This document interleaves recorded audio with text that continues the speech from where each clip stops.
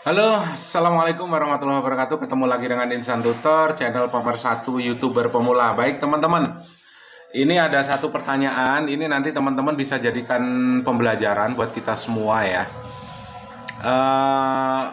Gini pertanyaannya, Bang, saya pernah bertanya ke sebuah channel yang membahas tentang tutorial juga, bahwasannya saat teman-teman berkunjung dan mensubscribe sebuah channel, itu kalau hanya di subscribe saja, maka itu akan spam ya, kalau tanpa di like dan dibunyikan loncengnya. Ini apakah benar seperti itu? Jadi gini teman-teman ya, yang dibutuhkan YouTube itu apa? Subscribe. Dan di situ faktornya subscribe-mu itu nempel atau tidak, permanen atau tidak, menjadi subscriber royal atau tidak, itu bukan masalah jempol ataupun lonceng ataupun komentar. Itu nggak ada hubungannya. Tetapi ini yang harus ditempatkan pada porsinya ya. Jadi adanya jempol, kolom komentar, dan notifikasi ini tidak berpengaruh terhadap subscribermu nempel atau tidak, permanen atau tidak, hilang atau tidak. Karena ini sebenarnya penting, ini jempol, lonceng, dan juga kolom komentar ini adalah penting. Penting apa? Ini untuk menaikkan rekomendasi ya. Mana yang lebih penting? Sebenarnya semuanya penting. Tidak ada salahnya teman-teman kalau memang mensubscribe dengan membunyikan lonceng.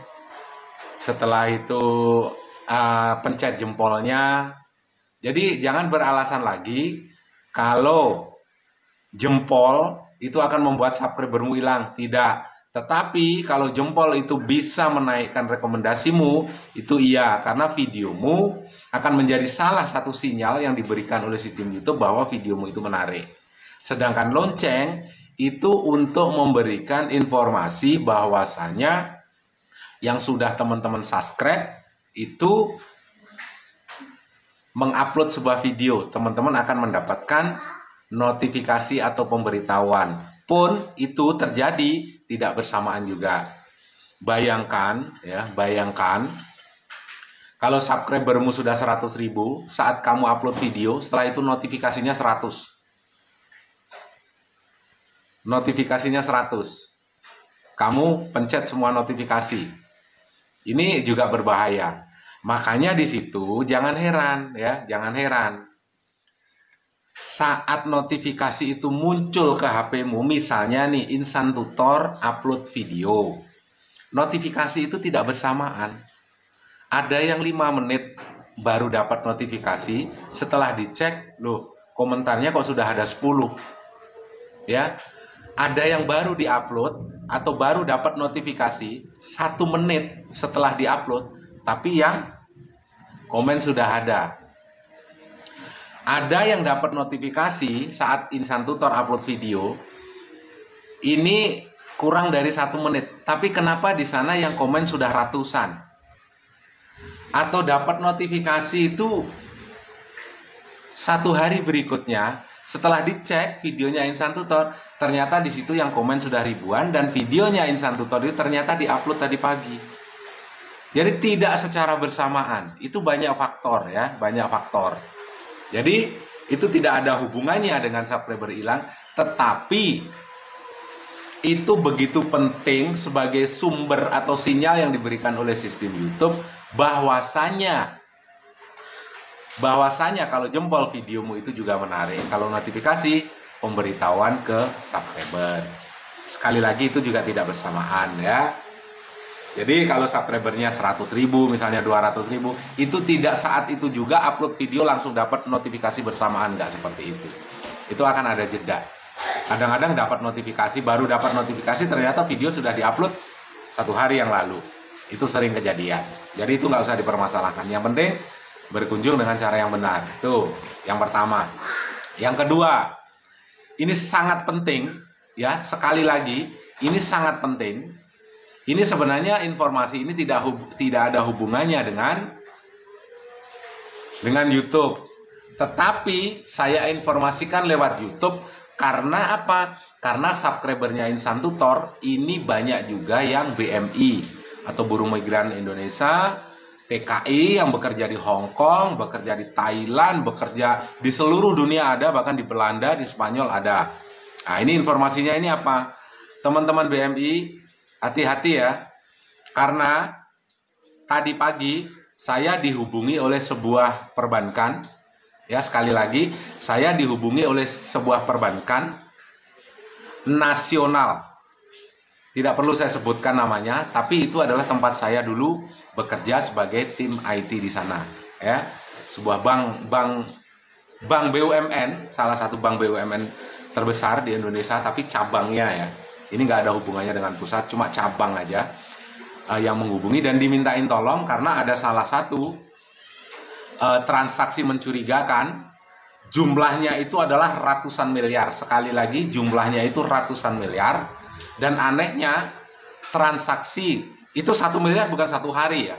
Transaksi ratusan miliar itu 3 bulan terakhir. Ya, 3 bulan terakhir. Ini saya dimintain tolong sekedar memberikan ngecek aja ini kemana dan bagaimana. Tidak bisa saya buka semua, tapi yang ini nanti ambil pelajarannya supaya teman-teman lebih hati-hati. Karena ini erat hubungannya dengan BMI, ya, dengan ini TKI.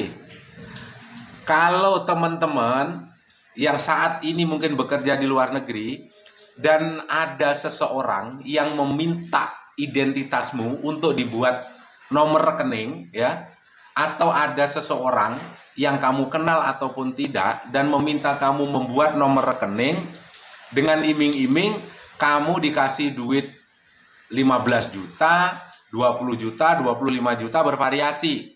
Ini kan sangat menggiurkan.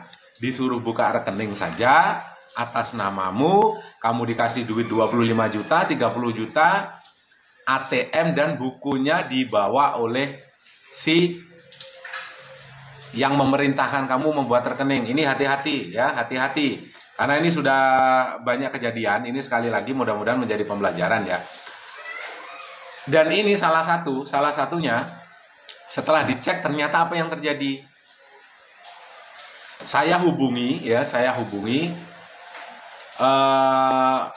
BMI yang bersangkutan dan kebetulan itu adalah bekerja di Hong Kong. Dia transaksi di rekening atas nama dia itu miliaran dalam 3 bulan terakhir. Dan ternyata sumber transaksinya itu bukan dari dia kirim ke Indonesia, bukan. Tapi ini adalah transaksi yang digunakan dengan jumlah kecil. Ada yang 2 juta, 3 juta, 4 juta, tapi itu dilakukan terus-menerus dalam 1 hari, itu bisa sampai ratusan kali, dan rekening itu digunakan atau dari transaksinya itu dari Indonesia, dari Malaysia, yang mentransfer duit ya ke nomor rekening tersebut, dan kebanyakan nomor rekening itu mutasinya ada di Thailand. Ada di Thailand ya, ada di Thailand. Kok bisa begitu Bang sampai berjumlah ratusan juta? Dalam 1 hari ya. Dalam 1 hari kadang 20 juta, 30 juta, seminggu bisa ratusan juta. Dan yang transfer itu apa? Orang Indonesia transfer ke sana, transfernya nggak besar sih, ada 1 juta, 2 juta bervariasi, bahkan ada yang cuma ratusan ribu. Ditransfer ke atas nama rekening itu. Dan orangnya ketakutan ya, yang punya rekening ini. Kenapa bisa seperti itu? Nah, ternyata setelah kita selidiki sama-sama, ya, karena saya dulu juga pernah bekerja di bank tersebut. Ya minta tolong lah, ayo sama-sama coba ini ada apa nih, kok bisa seperti ini. Jadi belum ada laporan polisi, pihak bank juga nggak mungkin melaporkan, karena kenapa? Posisinya ada di Hong Kong. Kalau memang itu butuh laporan polisi, polisi akan mengusut setelah ada laporan dari si pemilik rekening atau dari ini dari BMI yang bersangkutan, sedangkan posisinya transaksinya kan rekeningnya ini ada di Indonesia 2 kali soalnya dia ya, 2 kali soalnya kejadian. Jadi dan atas nama dia itu erat hubungannya. Ini kenapa kok dia punya rekening atas nama dia, rekening Indonesia dan rekening Hong Kong. Ini loh. Dia punya rekening Indonesia dan rekening Hong Kong. Identitasnya sama. Itu antar bank kan sistemnya ya tahulah itu rahasia perbankan ya. Dan setelah ditelusuri lebih lanjut ternyata adalah rekening itu dipakai untuk melakukan aktivitas apa? Judi online. Ya, judi online. Si pemilik rekening tidak tahu. Jangan sampai nanti teman-teman terjadi kasus terkena imbas dan berurusan dengan hukum di negara sana, di negara orang di Hong Kong, teman-teman akan kesulitan sendiri. Ini pesan saya aja, lebih hati-hati, jangan diterima. Dan bisa juga rekeningmu ini nanti dipakai takutnya untuk apa? Money laundry, ya, money laundry atau pencucian uang. Ini kalian akan tersangkut hukum dan itu lebih parah. Apalagi hukum di Hong Kong ya. Ini mudah-mudahan menjadi pembelajaran bagi teman-teman ya. Masalah sistem bagaimana itu tidak perlu kita bahas karena kalau kita omongin di sini juga itu menjadi salah satu rahasia perbankan dan juga kita jelaskan pun teman-teman nggak bakalan nyambung juga. Intinya para BMI, para TKI hati-hati jangan sampai menerima tawaran kamu disuruh buat rekening. Setelah itu bukunya diminta, ATM-nya diminta, kamu dikasih duit 25 juta atau 30 juta. Memang menggiurkan tapi jangan pernah diterima. Semoga ini menjadi pembelajaran ya. Wabillahi taufiq wal hidayah. Assalamualaikum warahmatullahi wabarakatuh. Sehat selalu dan salam buat keluarga.